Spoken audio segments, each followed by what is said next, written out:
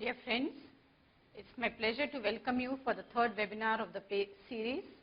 This series has been designed by IOA in collaboration with Janssen India and Insignia Learning, and it will help to strengthen your orthopedic fundamentals, helping you in your academics. After the webinar, you will have a self-assessment which you can attempt and it makes you eligible for certification by the IOA and AAOS. Today we are going to talk about the congenital talipes equino varus. It's a very common congenital deformity and accounts for 2.5 per 1,000 live birth. Though commoner in males, it has a multifactorial inheritance. It has several deformities. In the hind foot, there is an equinus. In addition to, in the forefoot, there is a cavus deformity. In the hind foot again, you have a heel varus at the subtalar joint and a forefoot adduction at the midfoot joints. In addition to that, the whole calcaneopedal block is rotated on the tibia medially, and there is an internal tibial torsion which may be present in the older children.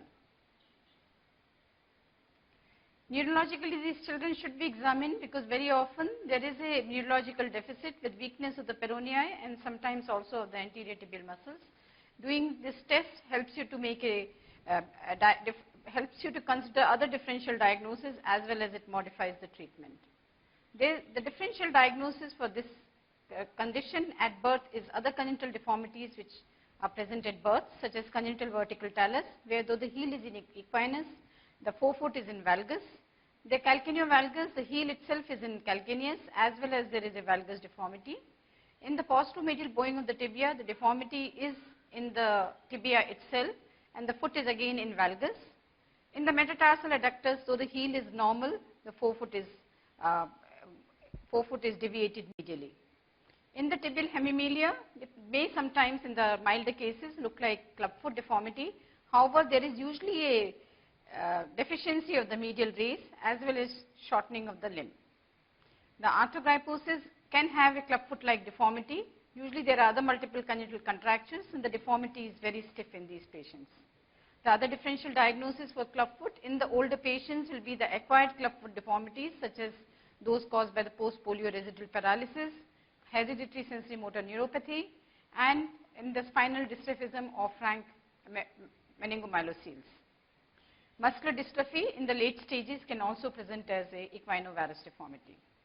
There are associated problems with these children which should be looked for and identified, such as occult spinal dystrophism. There may be a developmental dysplasia or dislocation of the hip. There can be hydrocephalus or microcephaly, so head circumference should be examined, and there could be dislocation or genu recurvatum of the knee. There are other upper and lower limb deformities, and cardiac abnormalities should always be looked for. To recap this, in this particular session so far, you should have been able to define the deformities that are seen in clubfoot. You should be able to make out whether they are congenital or acquired. Neurological status of the foot should be known, and you should rule out other associated disorders, especially developmental dysplasia of hip, which is not obvious, as well as the cardiac abnormalities which may be present. This congenital talipes equino varus deformity is generally managed conservatively by non-operative treatment. In the past, the kites method was used, and there was also another known technique by French, which is called the French technique or technique of Ben Sahil, which is mainly physiotherapy as well as manipulation and taping of the foot. However, the most popular technique followed all over the world is Ponsati's technique, which has been described almost 50 years ago and has consisted of several steps which have been very well described by Ignacio Ponsati and have been the subject of many publications. The Ponsati's main contribution was to define that it was the talus which formed the fulcrum around which the foot can be rotated to correct the clubfoot deformity.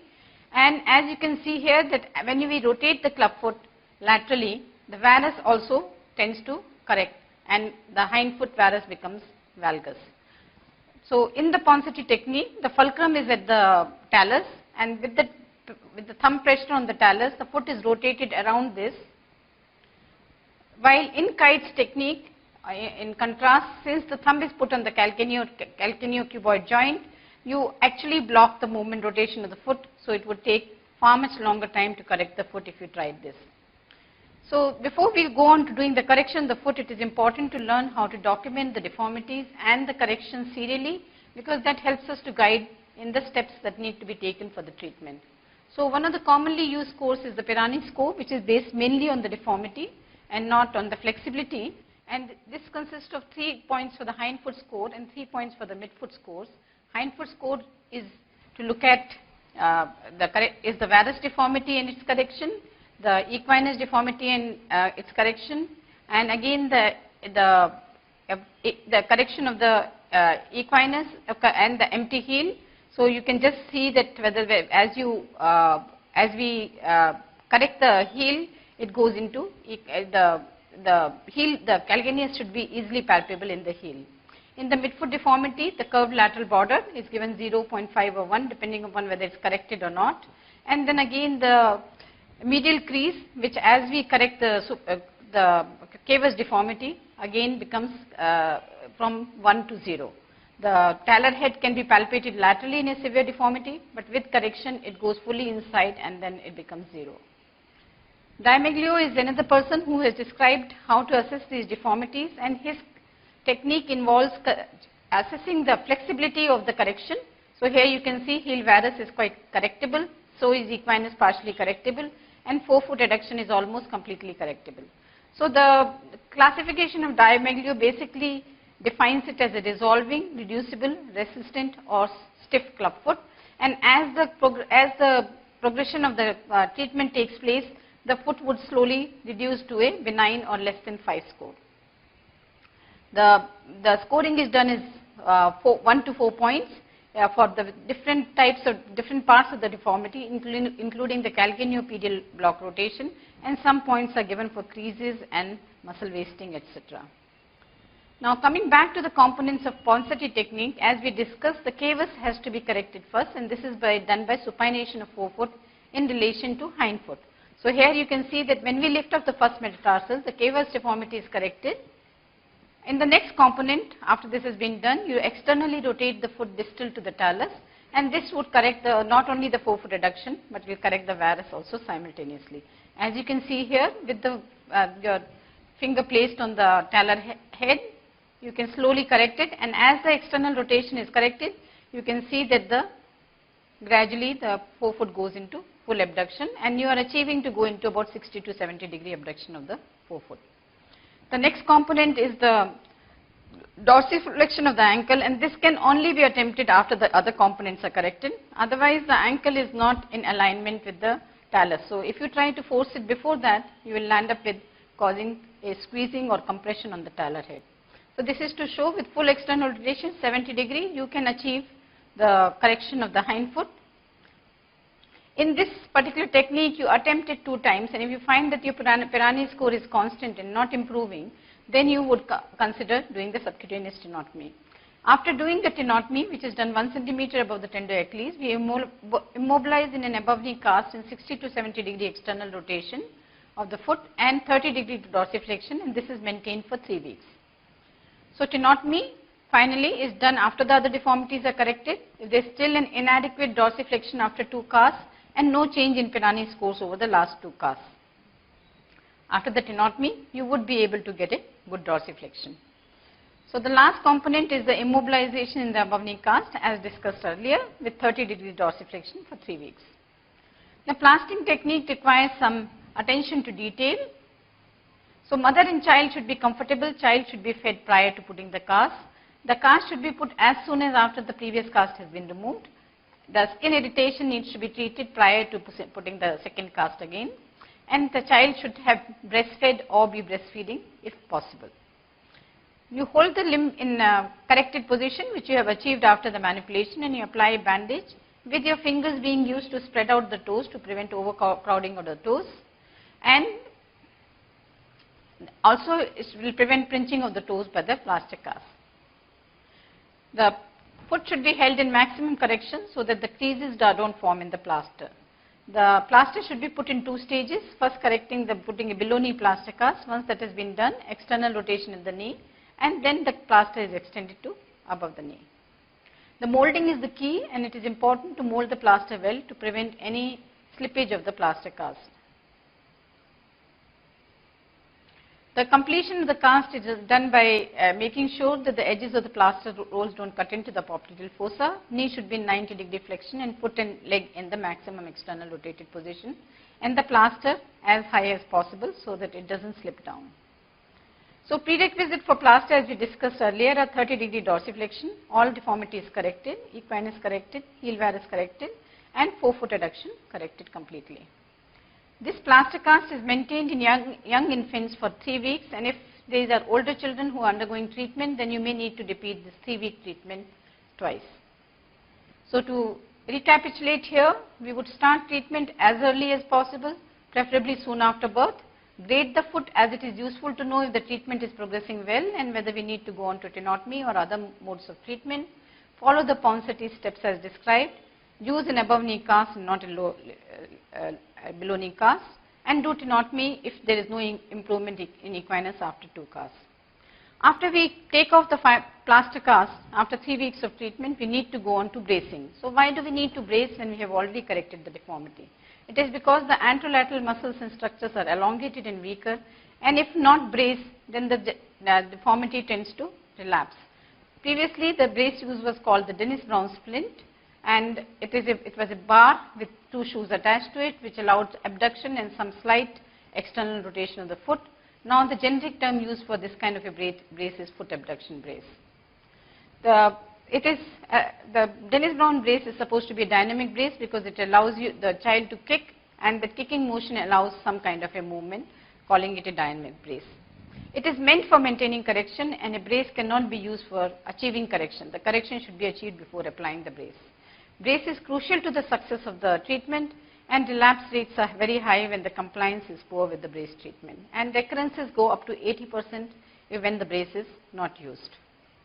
The Maukinder has set up a protocol for the use of brace, and he has suggested that as soon as the plaster cast is removed, the brace should be applied. This is usually 3 weeks after a tenotomy or completion of or the last cast, taking of the last cast at the completion of the treatment. Brace is worn full time, that is 23 hours out of 24 hours for 2 to 3 months, and this is followed by night and nap time for 3 to 4 years. So how long do we brace in the clubfoot? Initially the time was for 2 years, but it's now been extended to 4 years on the basis of a meta-analysis of 74 studies, which showed that even though 90% feet are corrected, many tend to relapse, and the commonest cause of failure is non-compliance. So the Dennis-Brown splint, the modified Dennis-Brown splint, or the foot abduction brace as it is now called, has the 2 feet put at an angle to the body, and this is 30 to 40 degree for the normal foot and 70 degree for the affected foot, and the distance between the 2 shoes or the length of the bar should be at least minimum width of the between the 2 shoulder and maybe up to 1 inch beyond it. The shoes for the clubfoot brace should have very soft uppers, very comfortable ones. It should have an inspection hole. The heel counter should not go above the ankle level, and the eyelets should not have metal in them which can cut into the child's delicate foot. The ankle foot orthosis and knee ankle foot orthosis are being mentioned here only to strongly recommend to you that they cannot be used for the treatment of this condition. This is just an example. This is a child who came very early and had a moderate to severe deformity with a forefoot adduction of 90, varus of 90, and equinus of 90 degree, which was partly correctable. So basically a flexible foot, and this after 3 casts was corrected completely, and at 6 years follow-up you can see that there is hardly any difference from the opposite side except for a mild wasting on the left calf. Otherwise there is no difference in all movements and in the appearance between the 2 sides. In the neglected clubfoot also, in the older children, the Ponseti treatment can be used, and this is, has a failure rate of about 30% or so, and often requires additional surgeries to correct the deformity. The non-compliance has a great degree of influence in the recurrence and failure of the brace treatment, and the failure rates have an odds ratio of 5 to 183 in various studies when the brace is not being used adequately. The compliance with the brace treatment can be improved by making the brace more mobile by using a dynamic brace such as suggested by Chen and Dobbs. In addition to that, other things like giving more degrees of freedom of movement and to be able to monitor compliance may also help to improve compliance. In addition, the parents need to be educated, they need to be taught how to manage the child with the brace with no negotiations with the child. We designed a new brace using a compliance and efficacy monitor where we were able to see whether the whole foot was touching the shoe or not. In addition to that, we provided several degrees of freedom by just blocking the movements that we did not want, such as internal rotation of the foot and bringing the feet together using a bar. By using a bar here, which is allows us to move the foot with as two platforms, we were able to produce a brace which allows movement in all directions comfortably. The child is able to crawl, is able to move the limbs independently of each other while maintaining the abduction between the two limbs. The sensors in this particular brace allow to monitor it hourly and as well as daily, and it tells you whether the child has worn, by just having one look at it, the brace for sufficient time or not in any day. In this particular patient, you can see the two dips in the graph show that the child has taken off the graph for less than 1 hour 2 times, and that is quite that means he is quite compliant with the brace treatment. In this one, you can see the child has taken off the brace for 14 hours at a time, which means the child is not compliant with the treatment, and the effects are seen enough. You can see patient 1 is well corrected with good dorsiflexion and forefoot correction, while the patient 2, both the equinus and the forefoot adduction are already relapsing. The bracing hours, usually most patients were less than the advised, and surprisingly, most likely the amount of bracing required is less than 23 to 24 hours, because we find that not all of them do relapse. Even in patients that we followed up with quite severe clubfoot deformity, which had been corrected to near normal, on brace treatment, we found that actually the Pirani scores reduced still further, and most of them did well. To recap, the bracing is key to success of the clubfoot treatment by a conservative method. It can only be done after complete correction of the foot. It requires a foot abduction brace with feet to be placed as wide a width as shoulder with and in external rotation. Dynamic bracing is superior and compliance is important for bracing. In spite of what we say, the relapse does occur in 50% of the patient between the ages of 10th month to 7 years, as was found by Ponseti in 1992. He found in subsequent series also that his relapse rates were as high as 56%, and he found that the improved bracing did decrease the relapse rate. So most of the patients relapsed in equinus and varus of the hind foot in Ponseti's series, and they found that most of the relapses occurred in the first 7 years, and almost always when the bracing they were not compliant to bracing. So it was suggested that in patients who do have a relapse, and if they have a dynamic supination gait, at between ages of 2 to 3 years, they could undergo an anterior tibialis tendon transfer, which then further reduces the need for bracing, because the post-transfer children need not be braced at all. And long-term follow-up have shown that a modified anterior tibialis tendon transfer to the third cuneiform allows the joint to be spared and allows good function. So to recap, a significant percentage of children with Ponseti treatment do relapse, and a modified Garshu procedure between ages of 2 and 3 years will be helpful in this and eliminate the need for further bracing. Coming to the relapsed clubfoot, resistant clubfoot which do not respond to treatment, or children who have responded but have relapsed later but are still younger than 4 years. We have several treatments available for them. Most of them at this stage are soft tissue releases. A la carte soft tissue release allows us to only release the structures which are tight, while Turco's modified post-medial soft tissue release allows us to do a little more extensive treatment, correcting all components of deformity. It has a post-medial incision, 4 tendons, tip tendoachilles, tip post, FHL and FDL need to be released. 3 capsules, ankle joint, subtalar joint and talonavicular joint. Ligaments, deltoid, dorsal talonavicular and bilateral ligament if necessary, in addition to plantar fascia. So this is a Z-plasty of the tendoachilles, a Z-plasty of the tip post tendon, flexor digitorum longus tendon, a ankle capsulotomy, a subtalar capsulotomy, and talonavicular joint has been completely released, which is necessary to prevent a dorsal subluxation of the navicular after release. So with the foot in the corrected position and all the tendons repaired with the foot in neutral position, an above knee cast is applied, maintained for 6 weeks and is followed by brace treatment for next 2 years. So soft tissue release done when resistant or relapsed feet are not amenable to cast treatment. Extent is based on a la carte or as needed, and complete correction must be obtained when you are doing this. A neurological evaluation of the foot before doing it is necessary. Whenever undertaking a soft tissue surgery on the club foot, you must check for the tibialis anterior pulse prior to surgery, because 10% of them may have abnormal tibialis anterior artery. So coming to the relapse or surgical relapse, we need to actually at this stage consider the role of radiographs, because prior to this the radiographs are usually in the conservative treatment are only used when there is an empty heel or there is a docker bottom foot deformity to confirm the equinus correction. However, in the older children we need to do a radiological assessment to assess the bony deformities and also to look at resistant stiff feet to rule out tarsal coalition and to assess outcome and complications on follow-up. This is just to show you, this is 2 angles in the AP view that you can do, anterior talocalcaneal angle and the talo first metatarsal angle. The other angle is the lateral talocalcaneal angle, and both anterior and lateral talocalcaneal angle need to be between about 25 to 50 degrees, but together they should at least be about 40 degrees.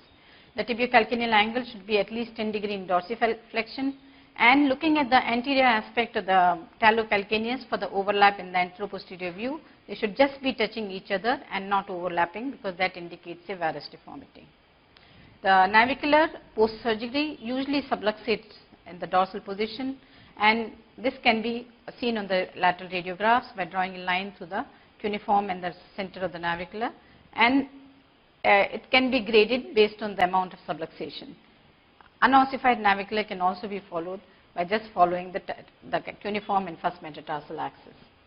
The calcaneocuboid articulation can also be medially subluxed, and this can be assessed by looking at the center of the movement of the center of the cuboid in relation to the calcaneus, whether it is in the center, in the first half or in the second half. The clubfoot relapses and often, and even though everybody says that the outcome is so good with the clubfoot, there are enough failed clubfoot deformities for us to know that the methods of treatment of clubfoot are not universally understood and there are many failures. So when we are operating, we should actually plan for a full and lasting correction of the clubfoot deformity, and all the components of the deformity should be corrected simultaneously to restore a radiologically good foot. If this does not happen, then the relapse is likely to occur. If your foot is corrected fully, it doesn't usually relapse. And if your foot relapses after having been corrected fully, then you have to consider an undetected neurological condition in these patients. The residual deformities that happen usually after surgical correction are mainly forefoot adduction and supination, and to some extent heel varus, cavus and equinus. The types of surgeries required are soft tissue procedure, as we had discussed earlier, and that is done almost nearly in 40% of the cases. So combines bony and soft tissue procedures take care of the rest, and only bony procedures may be required in the last 10%. Usually overcorrection can also happen when there has been an extensive release, especially the McKay's kind of release, which did a complete subtalar release, and sometimes in the tibialis anterior transfer, when it's transferred very laterally, also an overcorrection can happen. The treatment options other than the soft tissue release include decancellation operation, tendon transfer of Garcio, osteotomies and triple arthrodesis. The lateral transfer of tibialis anterior to the lateral cuneiform is a very commonly used procedure and is used for dynamic supination deformity. Tibialis posterior transfer tendon is very rarely used because it's very strong and it can cause a reversal of the deformity. The metatarsal deformities can be corrected by doing the forefoot adduction deformity can be corrected by doing an open wedge osteotomy of the first cuneiform. It can be combined with a closing wedge cuboid osteotomy, and if the child is much older, then the dome metatarsal osteotomy can also be carried out. Usually this is done in the children over 8 years of age.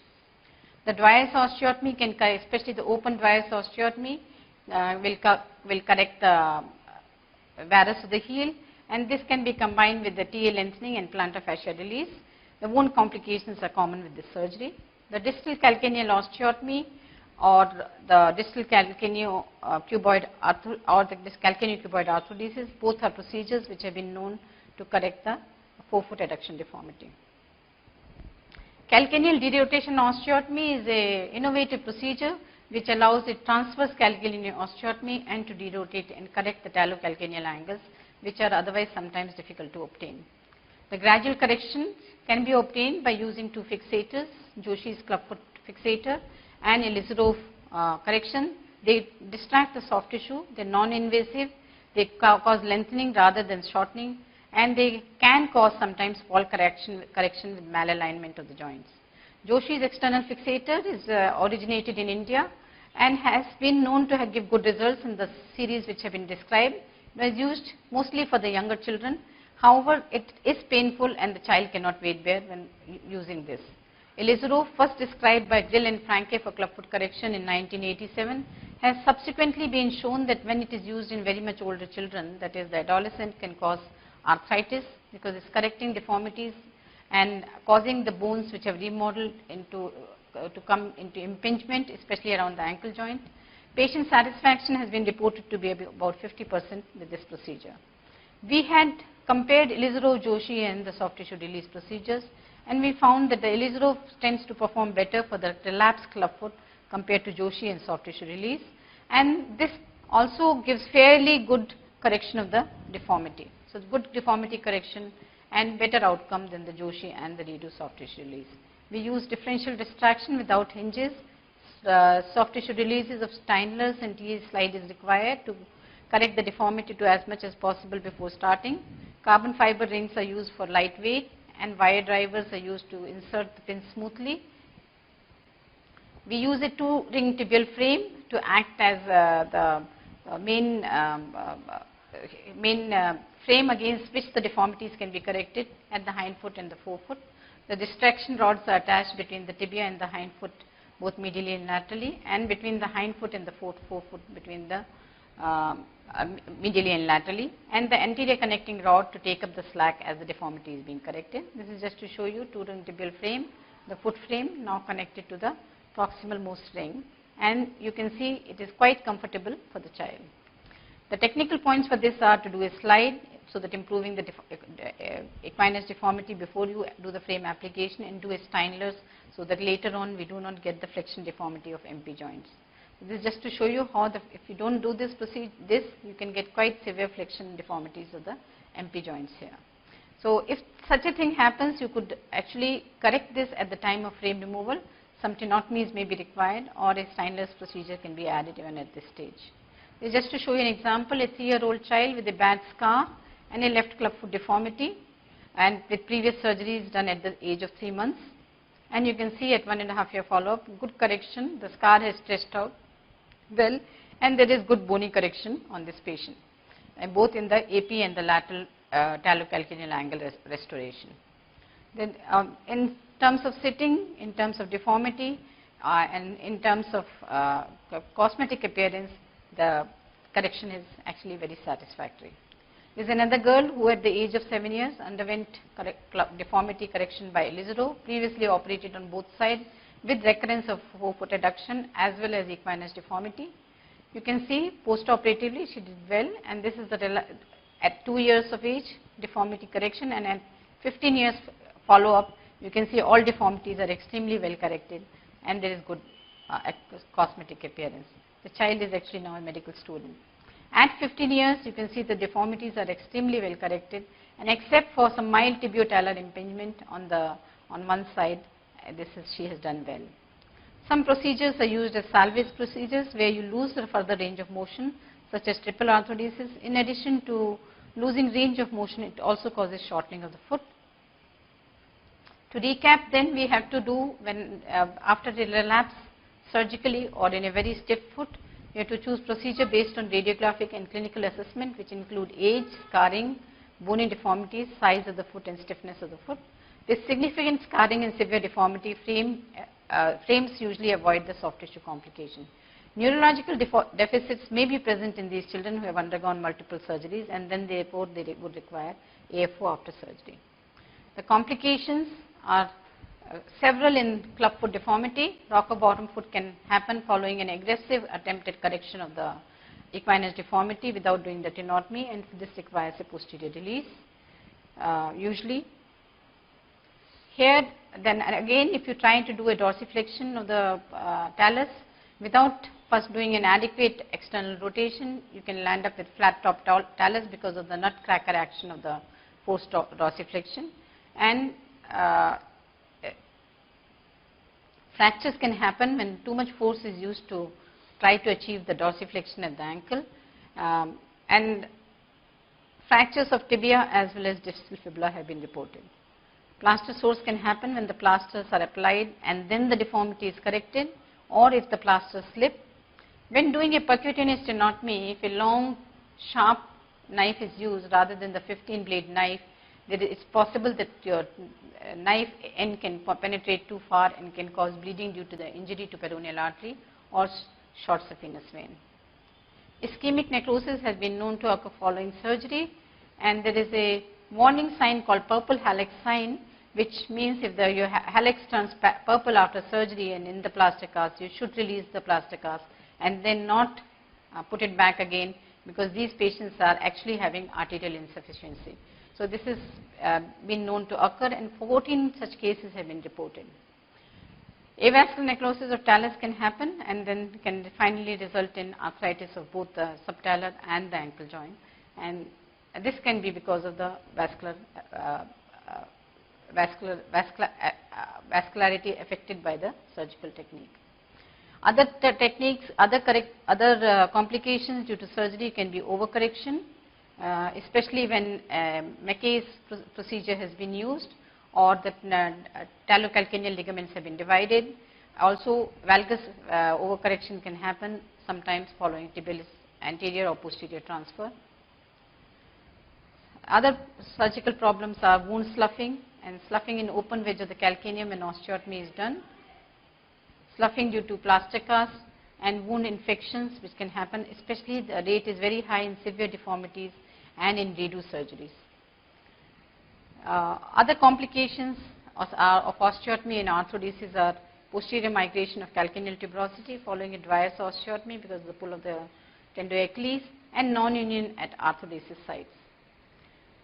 Release of surgical releases such as McKay, as mentioned earlier, can lead to valgus, and therefore these techniques should not be used except in very severe foot, mostly arthrogrypotic feet.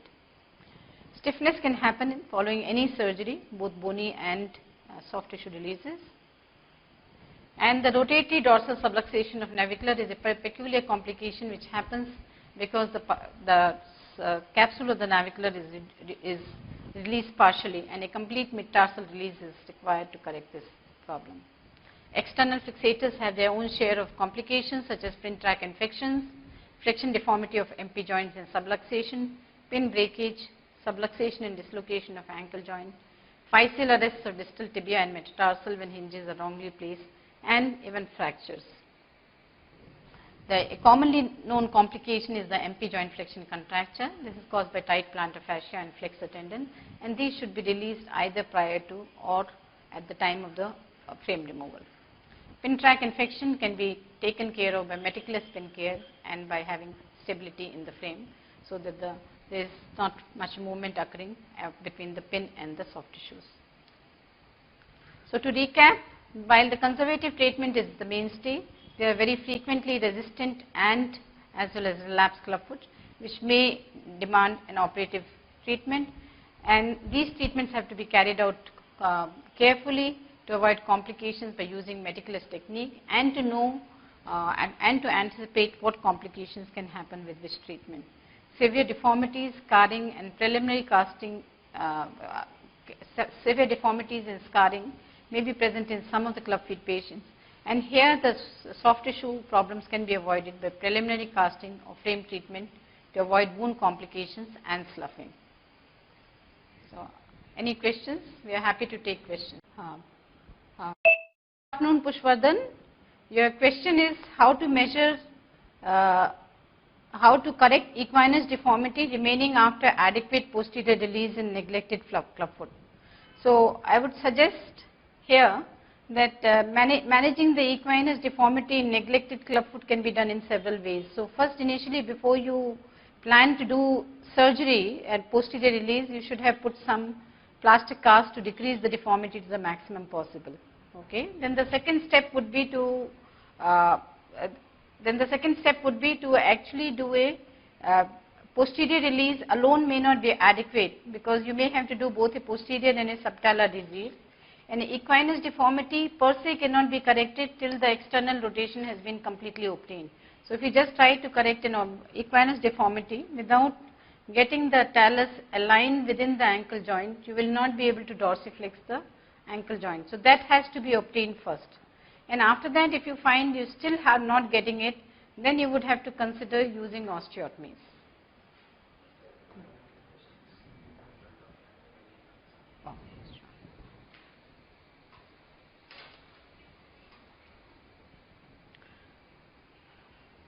Then coming to Dr. Dhruv Pandya's question on up to what age are you preferring to use Ponseti technique for clubfoot.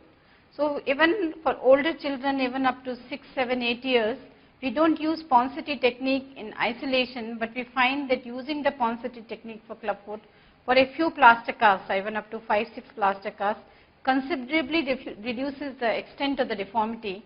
Because if you have a very severe deformity and you straight away plan to do an open surgery, you will end up with skin and soft tissue problem. By using the Ponseti technique, you can reduce the deformity considerably, and then what is remaining can be treated with other methods like surgery. Dr. Rajesh Goel, Kota, is asking for resistant and relapsed foot, where to start. So, for resistant and relapsed foot, we are assuming that we have exhausted the conservative options. So, for resistant, it is obvious that the conservative treatment has failed and it is not, we are not able to get any further correction.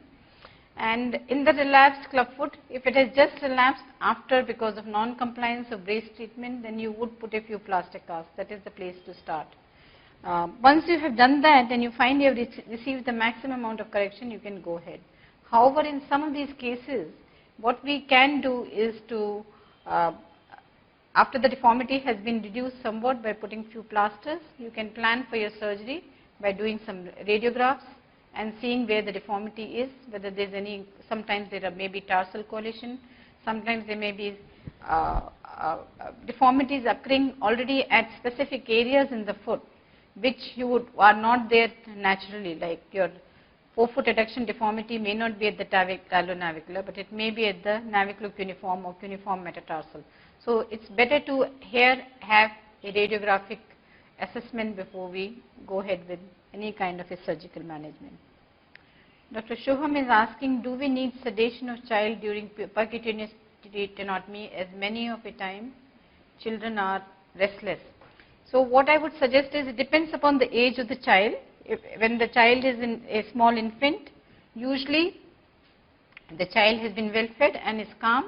You can use an EMLA cream, which is a sort of a cream which gives mild anesthesia, that can be used to do the tenotomy, because the procedure lasts hardly few seconds, and that is all the time it takes, which is the painful time, and they don't always require for tenotomy anesthesia. But older child who will struggle a lot and who will be actually scared of what is going on, we do suggest that in these older children, percutaneous tenotomy should be done under anesthesia. You said that cause of, Dr. Chaitanya Surat, you said that cause of failure in CTV correction might be underlying neurological cause.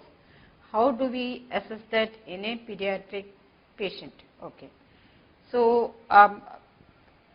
actually a neurological cause is very often the second most common cause for a relapse in clubfoot. So, the easiest thing to do in such patients is to clinically examine for everter action and the dorsiflexion of the toes. So, dorsiflexion of the toes is present and the peroneal are working well and are strong grade 4 to 5, then you do not have to worry so much about a neurological cause. How does the treatment of atypical CTV to be done? Thank you for asking this question, Sivan. Basically, atypical CTV is very often the result of a slip plaster cast. So what you have is almost like a compartment syndrome. You have got a very bad cavus deformity, a severe equinus deformity, the foot is swollen and it is difficult to correct. So in such children, we actually concentrate on correcting the cavus and getting the rotation as far as possible with plaster casts which are changed, gentle plaster casts which are changed frequently every third day. And we try to get as much correction as possible, and then we go in for limited releases. Dr. Nilesh, thank you very much for compliment. What is the latest age at which pauncity can be started? Doesn't mean how old can you start the pauncity. We do use pauncity not as a complete treatment, but as a part treatment even at much older children. So we have used it even for 7-8-year-olds also sometimes to just reduce the soft tissue part of the deformity. Otherwise, a surgical treatment can very often land you in soft tissue complications. So you can get wound necrosis, the scar, because by the time you correctly complete the foot, unless you are using a frame treatment, you can land up in trouble. However, if the child is quite old and the time is of essence, then I suggest that a frame treatment in the older children which are otherwise, where the joints are otherwise mobile and there are no talocalcaneal bars or bars in the tarsal joints, the pauncity, a frame treatment will be a good option here at the older age group. Dr. Amit, I already answered how we manage the atypical clubfoot. Dr. Gaurav is asking what to do if fracture happens during correction. So if the fracture happens during correction, we hold it, we don't try to correct it at that stage, we hold it in plaster, leave it for about 3 to 4 weeks, and if it happened mainly while doing the equinus correction, then I would suggest that you go for a posterior release to get a gentle correction after the fracture heals. What is the ideal indication for TA tenotomy? So I'm assuming that we are asking in the pauncity technique, right? So you should not go for the TA tenotomy till you have corrected all the other deformities. So first we have to correct the cavus, get the forefoot completely restricted. At least 2 attempts should be made to get your equinus corrected. If the equinus is not correcting, and you have to look at your pauncity score, if the pauncity score stays constant and it is not improving, and there is only deformity left is the equinus deformity, then you should go ahead and then correct the pauncity. Then correct the equinus. So coming to Dr. Aditya from Chennai, yes, I think you can, like I said earlier, can use pauncity as part treatment, because after about 3 to 4 years, it is sometimes not possible to get complete correction with pauncity, and also at that stage in older children it becomes the time that is being taken becomes of an essence. So you can use initially pauncity till you reach a stage when your scores are not improving, and then go for surgery, because even most of the time when people have used pauncity in older children, that needed to be combined with surgery. What is accelerated pauncity casting and its principle? So actually accelerated pauncity casting is what we use all the time. We don't use the slow pauncity casting. Basically when you are correcting the foot, there is the soft tissues, the ligaments and the capsules and all stretch, and this stretch that happens is actually comes to again the tension in the tissues come back to normal in about 4 days. So after 4 days, it should be possible for you to repeat the pauncity casting. In our practice, we actually cast twice a week every child, and this significantly reduces the amount of time it takes to do the casting. When to do pantalar arthrodesis? Usually, pantalar arthrodesis is best done if you have a paralytic foot, not in the club foot usually, because as far as possible you want to retain some movement in the joints. So joints which are not painful need not be arthrodesed, and if you are doing pantalar arthrodesis, the patient has to have reached maturity. Pantalar arthrodesis is usually not a treatment for club foot. Parameters to know full correction clinically. So,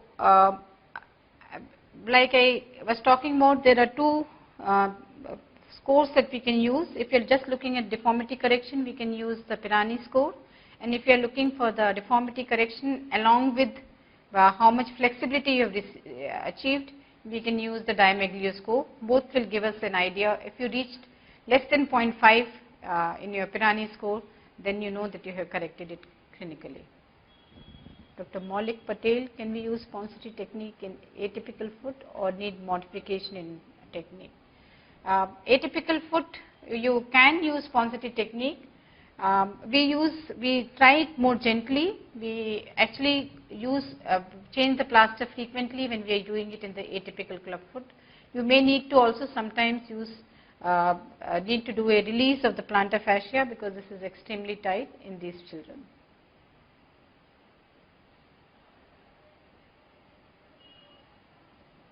Is there any age criteria between tenotomy versus TA lengthening? Tenotomy allows the sheath to be retained as normal. So you can use tenotomy till little older age group, and we do use it till about 2 to 3 years of age. After that, we don't use tenotomy. We would, if we are going in for surgery, do a posterior release. Dr. Baban, how do you manage common peroneal palsy with clubfoot? Okay. So if you have weakness of the peronei and you have weakness of the tibialis anterior also, then you would not be able to do a tibialis anterior lateralization, because what you have said is that you are worried that your patient has a common peroneal palsy, and we have seen it happening in clubfoot, and usually sometimes even after plaster cast, and sometimes also seen it with frame treatment where the surgeon has not been very respectful of the peroneal nerve. If this happens and your tibialis posterior is already, if your tibialis posterior was not working, then you would do the tibialis posterior. If your tibialis posterior is functioning and it has not been previously tenotomized or lengthened, then you would be able to take the tibialis posterior and bring it anteriorly through the interosseous route and use it for restoring the dorsiflexion.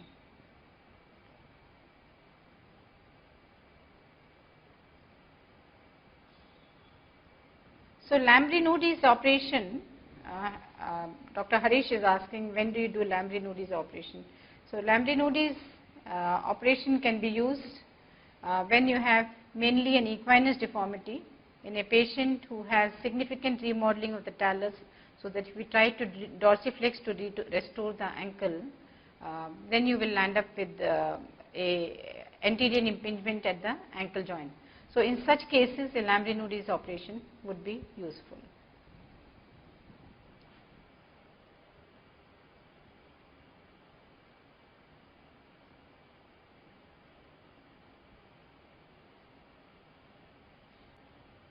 I think Dr. Sushrit is asking, in clubfoot associated with arthrogryposis, what are the challenges we encounter during post-op period?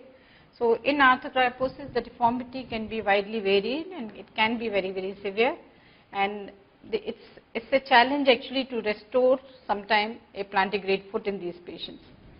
In such patients, a frame treatment will be of great use, because if you try to correct a huge amount of deformity, you will land up with a soft tissue problem. The other problem that will happen in arthrogrypotic children when you try is that you cannot actually, they often have stiff knees, so it is difficult for you to put a plaster which relies on knee flexion to maintain your external rotation of the foot. So those are some of the problems that you may have. In such patients, you may also often consider bony procedures to achieve correction, because you can't always get the deformities corrected. How to correct residual cavus? So it depends upon what age. If you have a residual cavus in a small baby, maybe you could also consider doing a Steinler's procedure. In an older patient where there is a cavus is associated with bony deformity, then you would have to correct a mid-tarsal osteotomy to correct the cavus. So usually the tibialis anterior tendon is transferred and not the tibialis posterior tendon. This is because the deformity is usually a dynamic supination deformity in these patients, which means the peroneal action on the first metatarsal is lacking, and the tibialis anterior tendon therefore goes unopposed, causing a dynamic supination. By transferring this tibialis anterior tendon to the third cuneiform, you take away the dynamic supination force, and therefore it works there. Posttibialis posterior tendon transfer is little more risky because it's a strong tendon, and if you transfer it, you can very easily develop a reverse deformity. So success rate in pauncity, as I had said, can be as high as 90 to 95%. However, the recurrence rate in pauncity can be as high as 80%. So that is the answer. Depends upon the compliance with the brace treatment, and if there is compliance with the brace treatment is poor, then the failure rates are quite high.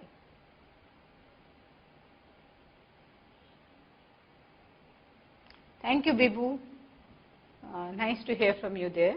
After pauncity casting, he is asking, I am getting ankle to neutral, shall I do tenotomy or go for a couple of casts with dorsiflexion of ankle? So my answer to that is, Bibu, you should follow your Pirani score. So if you find your Pirani score in the last 2 casts has not improved, then it may not be worthwhile waiting anymore. Then you can go ahead and plan for your tenotomy. If you couldn't get any change in the Pirani score, then it's unlikely that it is moving. Dr. Dharminder from Patiala, after using I'm assuming it is Steenbeek brace for 3 months, we should go for Dennis Brown shoe or normal shoe. Okay, so I think what we have to understand is that the brace treatment is full time only for the first 2 to 3 months. After that, if the foot is maintaining a good correction, the child can be without shoes, normal shoes, chappals, sandals, slippers, whatever he likes. That is what he wears 10 hours a day. The remaining 14 hours, that is 12 hours in the night and 2 hours during the daytime, he should wear the splint, he should use the foot abduction brace. Dr. Jaswinder from Patna is asking, how to decide between JES application and osteotomy in a 5-year-old child with clubfoot. So, Dr. Jaswinder, I would suggest that if you have a 5-year-old child with clubfoot, it's quite possible that you maybe with few pauncity casting decrease the deformity considerably.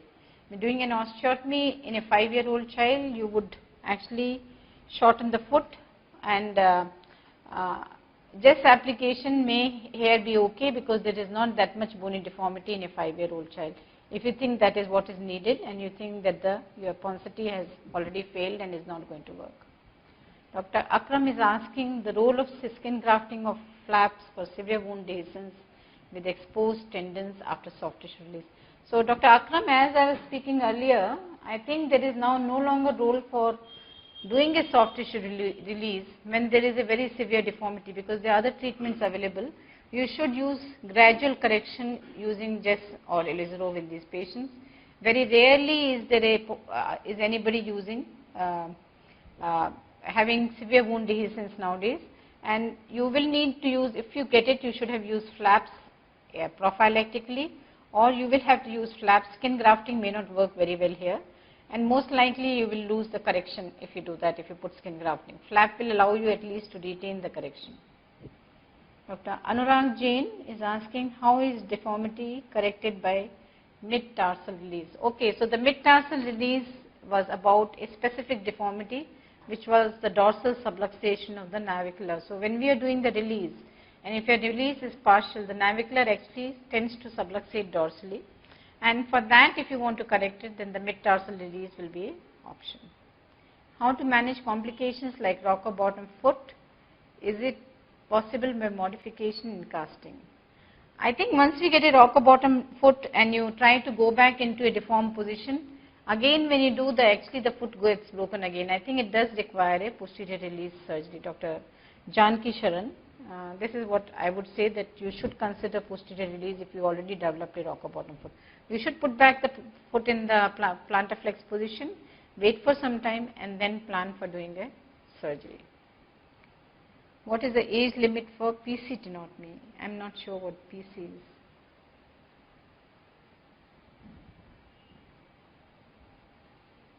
How many casts should have been done to say it is a resistant CTV?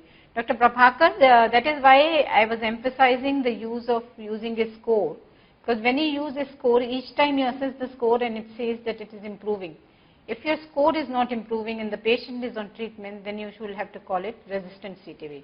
As long as if your score continues to improve, then it is not yet resistant CTV, it's a CTV in treatment. So that is why that Ponseti score or using a Ben-Sahel score or a Di-Maglia score will help. Dr. Prabhu from Chennai is asking what proportion of patients need extensive surgery after failure of the Ponseti technique. And nowadays, very few patients who with the regular clubfoot deformity, that is not the orthogrypotic clubfoot deformity, require extensive surgery. So I think maybe I would say 1 in 20 or 1 in 30 maybe. It's very, very rare to do a extensive surgery release nowadays. So I would say probably less than 5% would require extensive surgery release, because the success of Ponseti with a good casting, with a good brace treatment will be approaching almost like 80 to 90%. Dr. Hari Prem, maximum age for preferring conservative methods. So I think it may surprise you, because there are people who are using it even for up to 10 years old, 11 years old also. But I would consider it as a sole method of treatment only in the infancy and a smaller child, maybe less than 3 years, or in children who have been previously corrected but who have relapsed because they have not been using the brace treatment. Older children, I do use Ponseti treatment to decrease the amount of deformity and then carry on to another mode of treatment once I have got as much as I can achieve, because that prevents soft tissue complications. Dr. Chandrapreet from Faridkot is asking, till what age can fixations be used? Is that means the external fixators? Yes, I'm assuming. So external fixators can be used till, I think when we use it in adolescents, there is a problem, because especially when correcting the dorsiflexion of correcting the ankle equinus, because these children after a year or two of correction do tend to develop an impingement in the ankle joint. So it may be a good idea to look at them. So I am little wary of using them after 10, 11 years of age. I would use after 10 at least. I would think of using a bony correction for these children. Dr. Suyash from Goa is asking, if one foot is affected and the other foot is absent, how to do the splinting? I see. I think here you may be handicapped by, you won't be able to do it. Maybe you will need to here use a AFO and maybe combine it with strong physiotherapy, because definitely the splinting will be difficult here. Thank you.